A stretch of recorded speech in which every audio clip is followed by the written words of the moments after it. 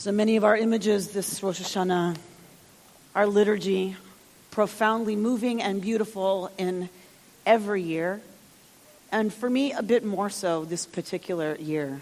It's been an interesting summer for me. Rabbi Rami Shapiro points to the root of Shana, which we know as year, lishanot, to change, shinui, difference, change. And he says, so Shana really means change. The year's changing. It's a new year. And Rosh is head. So Rabbi Rami Shapiro says, literally, this holiday means changing of the head. And that is what we are called to do on Rosh Hashanah, is to change our head. And by that he means to change our story, to allow ourselves to be transformed, to let go of some of the ways we're locked in to seeing ourselves. And this year, more than any other in recent memory,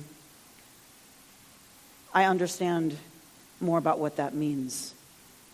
Just before my 50th birthday in March, I had set, a year or two ago, one of those things you can sign up for online that searches for you. You can put in a search term, and it just keeps searching, and it keeps trolling the internet. And I had put into this internet search engine the name of my birth mother, because I'm always hoping for a hit, always hoping for some piece of information, since I have nothing other than she was pregnant, getting a divorce in 1965, had 2 other children, and needed to give me away because she couldn't keep me. I always knew that was a generous and difficult choice for her. And I had always fantasized of telling her someday how grateful I was that she'd made that choice, and how much I owe her, and that I'm fine most days.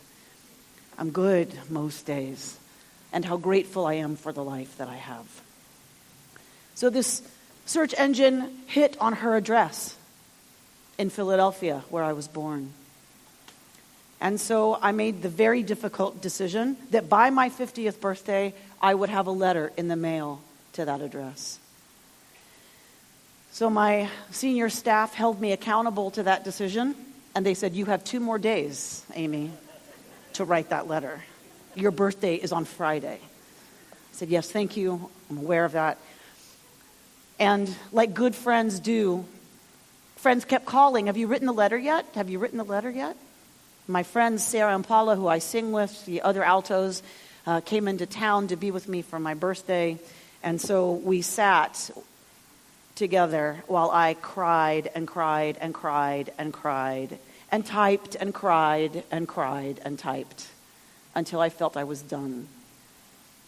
And we cried together as we held the letter in our hands and prayed that it should do whatever it was supposed to do in this world. And I released it into the world. When Cantor Frankel came by the office and said, give me the envelope. He said, why? He goes, you're going to lose it. You're going to put it in your car. You're going to lose it. You spent all this time on it. Give it to me. I will make sure it gets there. Return receipt requested. You'll know exactly when it's in her hands. And like I usually do, I said, okay, Chaim, here. You take care of it. So he did. About a week later, the envelope came back unopened. The post office couldn't find an address for anyone matching that name. And I was a strange mix of relieved and devastated that my words hadn't gone anywhere. And then Cantor Frankel said, as he always does, if you know him at all, when I said, it's done, that's all there is to do, Cantor Frankel said, oh no, my friend. Oh no. I know somebody. I know somebody in the congregation, Mary Janot, who runs a private investigation firm. This is not over. And so he made the call. He said, on your behalf, can I give her the information? Can I share it with her? I said, of course. And she was wonderfully generous and said, we're working on some big projects right now, but as soon as we're done, we'll turn our attention to this. Eventually, Cantor Frankel got a report from Mary Janot saying that they couldn't find anyone with my birth mother's name living in Philadelphia, but they found someone with the same last name who would be about the right age to be my sister. And that all they could do now was contact her. They had a partial hit on somebody whose name was similar to my birth mother's. So with my permission, Mary Janot, I will never be able to say, obviously, how grateful I am to her. She called that person who was, in fact, my biological sister, who told her, yes, I knew my mother had given a child up for adoption. I just learned it when she died at the age of 57, 15 years ago. On her deathbed, she said, go find your sister. And my sister said, I don't have a sister, Mom. I have a brother. And she said, don't tell me what I know. Go find your sister. They assumed she was hallucinating because she was at the end of her life. But she wasn't. And a few years later, my biological grandmother, let it slip to my sister that my mother had been pregnant and had given me up for adoption. She welcomed my phone call and was very interested in getting to know me and my story and to share with me everything she could about our biological family.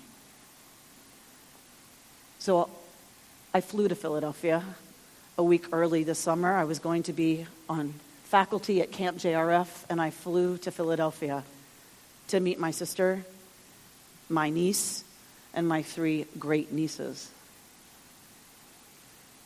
When I got home from that trip, I became what my partner Judy would call a bit obsessed with Ancestry.com. And spent a lot of time looking through all of the documents that once were only available on microfiche in libraries, now are right there in our living rooms. And I looked through record after record after record after record. Census logs is the great way to get a lot of this, apparently, who knew, to get this information. Handwritten census logs. And when you study those census logs, as you find another person and another person and another person on Ancestry.com, here's how it goes. You find a record of birth. Then you find a census that says how old they are. Then you find a marriage license record. Then you find another census that says how old they are now. And another census that says how old they are now. Until you find a death certificate. And after the death certificate, a headstone, the picture of which you can find on Cemetery.com. This happened again and again and again and again and again and again as I went back 6 generations on one side. And all the way back, the Bernstein family comes from Lithuania. And I always said, but that's not really my story. It's my Jewish cultural heritage, but it's not my story. I'm not a Litvak. I'm a little shiksa baby. I have no Litvak anything. Guess where my biological family's from on my mother's side? Lithuania. Turns out I'm a Litvak after all. And as you look through these records and you see a life from birth to death, birth to death, birth to death, over and over and over, I was reminded of that poem that so many of us who attend a lot of funerals have heard, that poem called The Dash. That dash between the year of birth and the year of death. That's what we're given. And in that poem, Linda Ellis writes, for the dash represents all the time that she spent alive on earth, and now only those who loved her know what that little line is worth. For it matters not how much we own, the cars, the house, the cash. What matters is how we live and love and how we spend our dash. So when your eulogy is being read with your life's actions to rehash, would you be proud of the things they say of how you spent your dash? And it had new significance for me as I looked at those records and knew that's going to be every single one of us. Records on microfiche. We are given the glorious mystery, this amazing sacred opportunity to live our dash. We just heard the beautiful Unatana Tokef that uses the metaphor of each of us being sheep tended by a loving shepherd, and that each of us passes beneath the staff of that shepherd at this time of year. And rather than that making us insignificant, that metaphor is meant to say we are each unique. We are each special. We are each given one unique life to live. In the words of John Gardner, written in the year I was born, he says, "Life is an endless unfolding, and if we wish it to be, an endless process of self-discovery, an endless and unpredictable dialogue between our own potentialities and the life situations in which we find ourselves. The potentialities, not just of intellect, but the gifts, the full range of one's capacity for learning, sensing, wondering, understanding, loving, and aspiring." To stay present to that conversation. That's what we're asked to do at this time of year. That's the gift we're given at this time of year. To allow ourselves to witness the conversation between our potentialities and the circumstances of our lives, even as they change around us. I recently had trouble at night reading without my eyes tearing. And I thought, it probably means I need to go to the eye doctor that I haven't been to in 10 years. It was probably time. And so I went to the eye doctor, who said, well, the reason, Amy, that you're 50 and haven't had to wear glasses till now is because you have one eye that sees far away and one eye that sees close up. And so you really have what some people get with LASIK surgery. You have this monovision that's enabled you to go without glasses for 50 years. Good for you, but the time has come that both of your eyes need to be focused on the same thing. He said, because you think you're seeing just fine, but when I get your eyes both seeing the same thing at the same time, you will notice a depth perception that you've been lacking until now. We see things that are far away. We see things that are close up. We have our attention in two different places most of the time, and we think we're seeing clearly. We can see just fine, thank you very much. But we don't see at very much depth when we walk through the world that way. Worried about what's out there and what's going to come and what's going to be and what hasn't happened yet, and then worried about what I didn't do yesterday and the to-do list and the emails, all the ways we get so caught up. All the ways we're focused in so many different places that we live in true ambivalence and are never really present. Rabbi Gordon Tucker says we've evolved. We're not Homo sapien anymore. We're a new species called Homo distractus. We are so good at running from ourselves. We can keep ourselves so busy, says John Gardner, and fill our lives with so many diversions, stuff our heads with so much knowledge, involve ourselves with so many people, and cover so much ground that we never have time to probe the fearful and wonderful world within. By middle life, he says, most of us are accomplished fugitives from ourselves. Yom Hara'at Olam. Our tradition calls this not the birthday of the world. That's what you hear people say, but that's not what Hara'ah is. That's not what Harayon is. Yom Hara'at Olam, the day of the conception of the universe. The pregnancy of the universe. Potential, possibility, beginnings, the unknown, the unknowable, but the joy of digging in. The world as it could be, each of us as we could be. That is what we celebrate on Rosh Hashanah. We're given these lenses of Rosh Hashanah and Yom Kippur to correct our vision. Yom Hara'at Olam, the miracle of things potential becoming actual.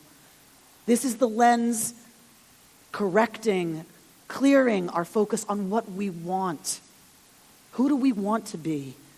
What do we want to see grow in our lives, in our world? Who do we wish we would be? The lens of Rosh Hashanah. And we're given the corrective lens of Yom Kippur. What do I need to get rid of if those things are going to be? If that potential is to become actual, what are the ways we sabotage our own desire for growth? What are the ways that we neglect what we want so that it withers in our lives? What are the habits that keep us from fulfilling our own unique potential for, as Gardner said, learning, sensing, wondering, understanding, loving, and aspiring?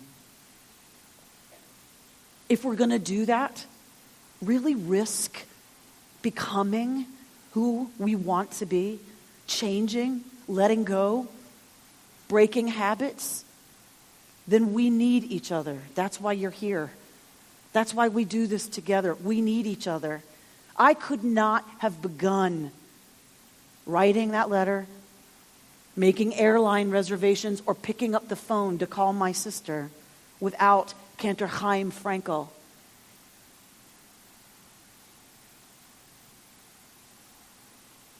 Without friends who can love us through the hardest, scariest, most existentially challenging stuff we face.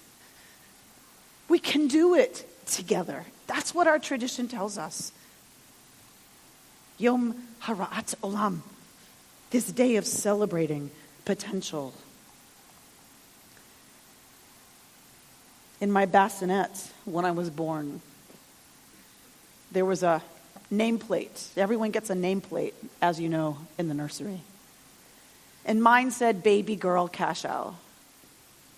And for 5 days, an infant lay there with no parents and no name and no future. But she had potential. And because people were ready to love that baby and take that baby in and show her affection and teach her confidence, educate her, have her belong to a community and a tradition and a people whose story is so much bigger than anybody, one person on microfiche, a story that spans millennia. Because of that baby, that mistake, is senior rabbi of the largest Reconstructionist, most kickin' congregation on the planet.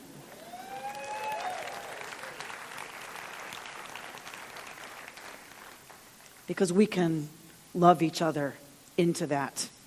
We can love each other into our potential.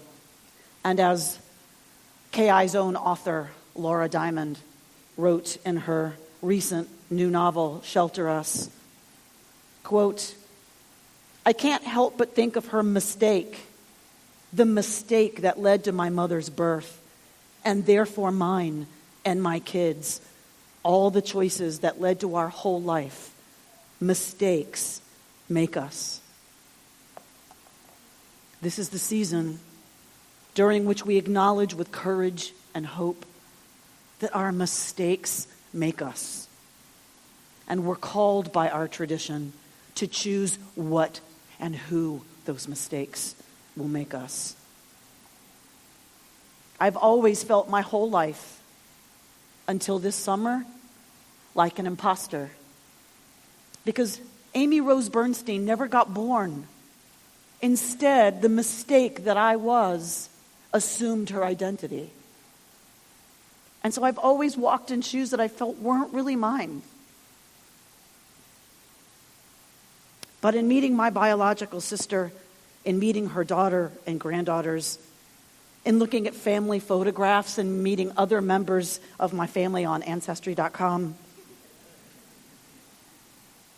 I now know something about who baby girl Cashel might have been, and therefore have realized with an incredible power I never thought possible, that I've truly been Amy Rose Bernstein all along. Both of those were true all along. I was a mistake, and I was Amy Rose Bernstein the whole time. when we open truly to possibility and potential, when we allow the people who love us to hold us through the hardest stuff we face, we can live into our own possibilities in new ways that were there all along. I have a profound new appreciation for the gift of this life, my story, and the arc of holy potential and sacred possibilities that opens before us this year. Shana Tova.